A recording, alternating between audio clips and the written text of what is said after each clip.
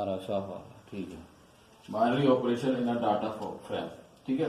Binary operation के बारे में हम आज बात करेंगे, डाटा फ्रेम के बारे में। डाटा फ्रेम कैसा होता है?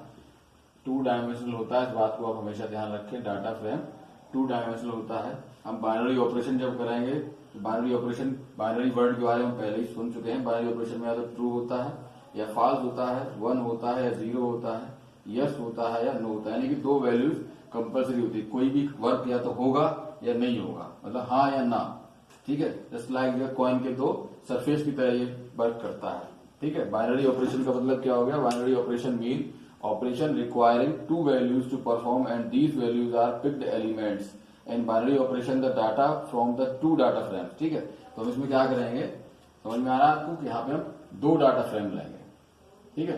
कोई भी 2 डाटा फ्रेम लेंगे, एक ये वाला हो गया, एक हो गया। इन दोनों में हम क्या कराएंगे? बाइनरी फंक्शन को परफॉर्म करवाएंगे। बाइनरी फंक्शन परफॉर्म कराने का मतलब सिंपल से हम 2 डाटा फ्रेम को लेके यहाँ पे हम कोई फंक्शन करवाएंगे, चाहे हम प्लस करवाएं, सबट्रैक्ट करवाएं, मल्टीप्लाई करवाएं, डिवाइड करवाएं, कोई भी फंक्शन परफॉर्म होगा, लेकिन किसके साथ होगा? मिनिमम 2 डाटा फ्रेम्स को लेकर हम वो फंक्शन जो है परफॉर्म करेंगे, ठीक है। बेसिक जो मीन है बाइनरी ऑपरेशन का वो क्या है? यस या नो, ट्रू या फॉल्स, 1 या 0। क्लियर? अब यहाँ पे एक सबसे इंपॉर्टेंट बात क्या है, आप जो मैट्रिक्स पढ़ते हैं ना मैथमेटिक्स, उसी तरीके से है। मान लीजिए एक मैट्रिक्स है 0 0 0 0 0 0, ठीक है। एक मैट्रिक्स है आपकी 1 1 1 1 1 1। यहाँ पे रोज और कॉलम दोनों के सेम है, तो आपका जो भी फंक्शन आप ऑपरेट करेंगे वो फुल वैल्यूज देगा आपको सारी की सारी। अगर सपोज दैट मैं यहाँ से 1 और 1 हटा दूं, इस कंडीशन में क्या होगा? आपको जब नया इसका डाटा फ्रेम बन के आएगा तो कौन सी वैल्यू मिलेगी? आपको नन वैल्यू मिलेगी। क्लियर? यही आपका जो मैथमेटिक्स में मैट्रिक्स में होता है, वहां पे नन वैल्यूज का यूज लेता है, लेकिन कंप्यूटर है जब लोकेशन असाइन हो चुकी है तो वहां कोई ना कोई वैल्यू उसको रखनी है, तो क्या होगा? वहां पे नन वैल्यू आ जाएगी। क्लियर? अब इसको हम एक एग्जाम्पल के थ्रू इसको समझ लेते हैं कि एक्चुअली में हुआ कैसे।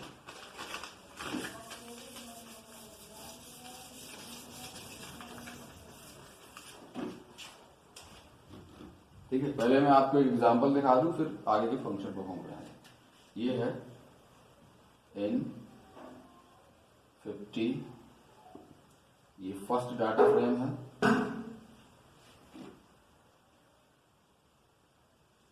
आउट 50, ये लीजिए 0 1 2 A B C, इसमें ले लिया हमने 1 2 3 4 5 6 7 8, ठीक है। दूसरा डाटा फ्रेम ले रहे हैं हम N51 डाटा फ्रेम आउट 51, इसमें भी 0 1 2 इंडेक्स हमारा, A B C ये कॉलम है। इसमें ले रहे हैं 10 20 30 40 50 60 70 80 और 90। क्लियर है? तीसरा डाटा फ्रेम ले रहे हैं हम N52 DF3, इसमें 0 1 और इधर कॉलम्स में है आपका A B C। यहाँ पे एक रो हमने कम कर दी है, ठीक है।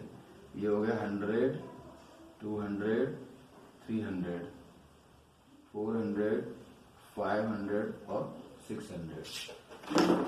चौथा डाटा फ्रेम ले रहे हैं N53 DF4।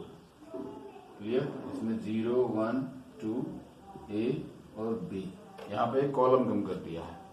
वैल्यू ले ली हमने 1000 2000 4000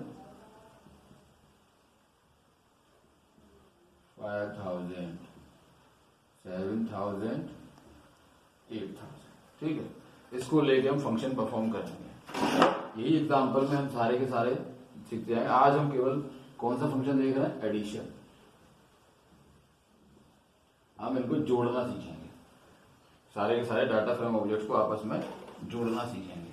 तो इसको जोड़ने के लिए भैया जो है आपके पास या तो आप प्लस साइन का यूज करिए, दूसरा है इस तरीके से ऐड फंक्शन का यूज करिए, और तीसरा है RADD, इस फंक्शन यूज करके। तीन तरीके हैं आपके पास, या तो सिंपल प्लस साइन, ऐड और आर ऐड। ठीक है, होगा क्या, df1 डॉट ऐड df2। ठीक है, इसका मतलब भी क्या है, इन दोनों के बीच में प्लस का साइन है।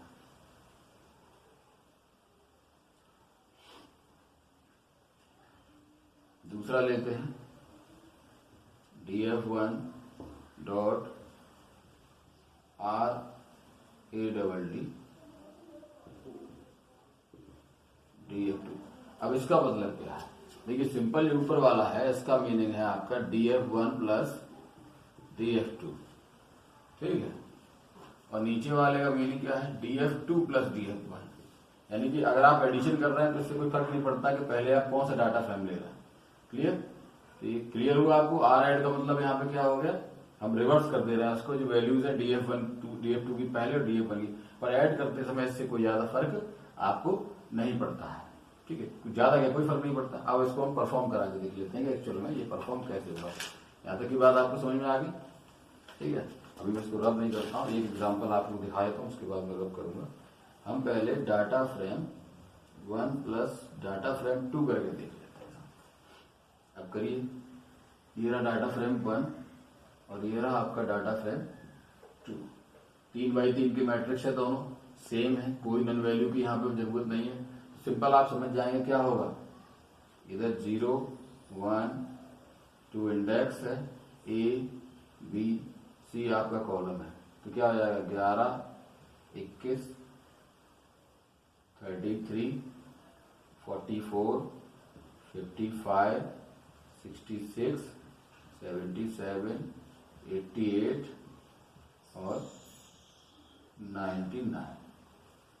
क्लियर है, इसमें कोई दिक्कत नहीं है आपको। ठीक है, अब आप चाहे ये वाला फॉर्मूला लगाएं प्लस करके, इसकी जगह आप दूसरा फॉर्मूला लग सकता है क्या,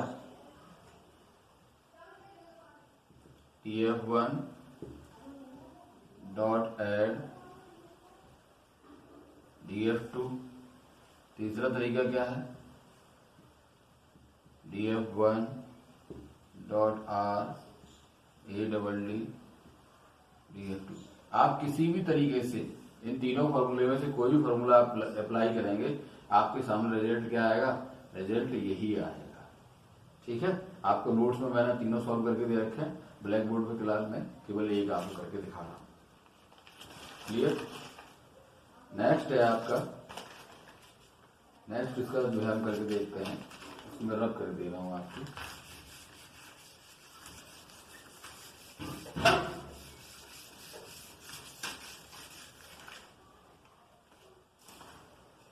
रब कर देते हैं।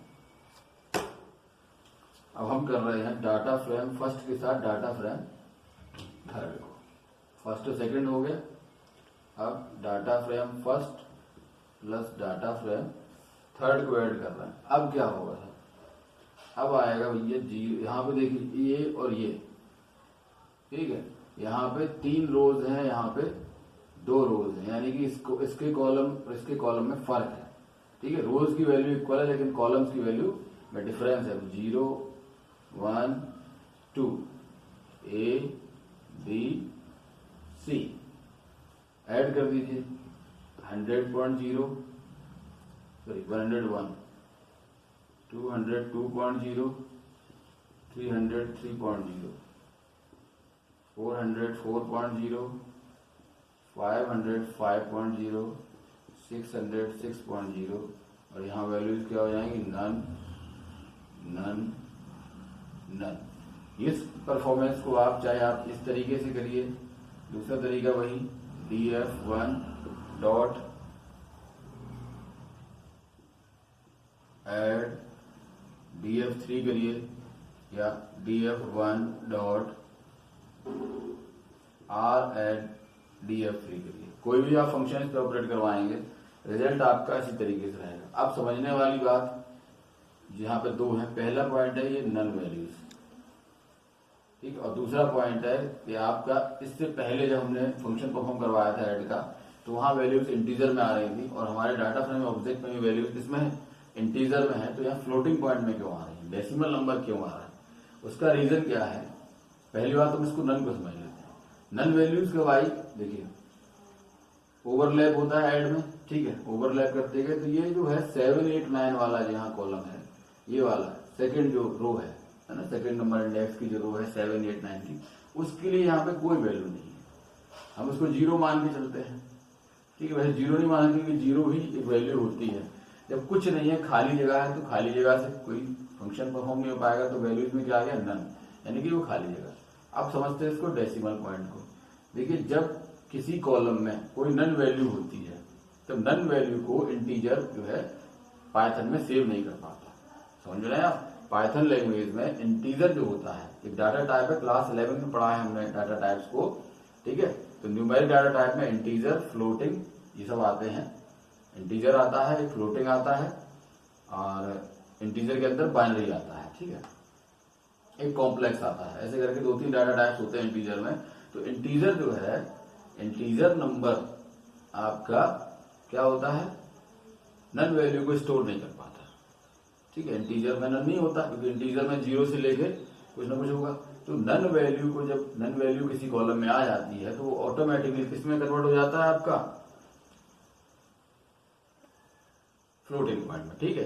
तो NaN values for non matching index but sum calculated for matching value, ठीक है। आपका सम किसके लिए कैलकुलेट हो गया, जो मैचिंग वैल्यू उनके लिए, और बाकी सब किसमें चलेंगे, नॉन मैचिंग वैल्यू में, ठीक है।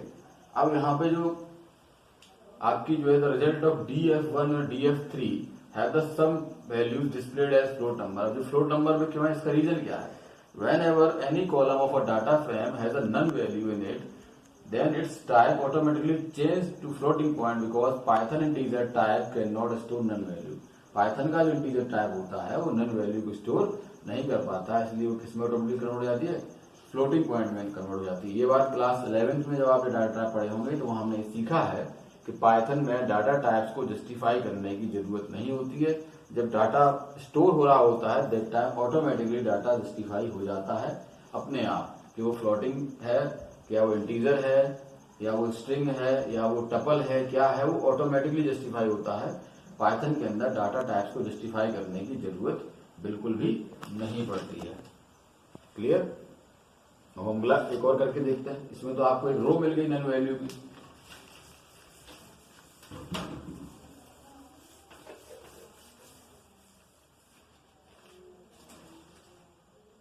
अब अगला करते हैं, हम ले रहे हैं इसमें df1 plus df4, data frame 4 को ले रहा है। अब डाटा फ्रेम 4 आपका ही रहा ये वाला, ठीक है। अब इन दोनों में क्या है, यहाँ पे 3x3 की मैट्रिक्स है, यहाँ 3x2 की हुई है, वहां एक कॉलम का आएगा, तो कॉलम में नन वैल्यू आएगी। ये बात तो आप अब तक समझ ही होंगे, इतना पूरा वीडियो देखने के बाद, लास्ट में हम चल रहे हैं, ये बात आप समझ गए होंगे। मैं यही फॉर्मेट रख देता हूँ, तीनों फॉर्मेट क्या हो सकते हैं, df1 dot add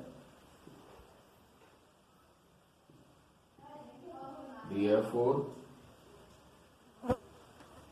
df1 dot r add df4। ये रिवर्स वाला फंडा जो है आपका, ये एडिशन में ही अच्छे से कामयाब है, इसको डिस्कस करेंगे, इसको देखेंगे। ये वाला आपको ध्यान रखना है, ठीक है, क्योंकि सारे के सारे फॉर्मूले जैसे चलेंगे, लेकिन रिवर्स का है। यहाँ पे क्या होगा, यहाँ पे आपका df1 प्लस df4 है, लेकिन जब आप आर एड लगा रहे हैं तो df4 प्लस df1 है। क्लियर। एडिशन में रिजल्ट पे कोई इफेक्ट नहीं आएगा, लेकिन अदर जगह पे जब आप रिवर्स फॉर्मूला यूज करेंगे तो इफेक्ट आएगा। क्लियर है।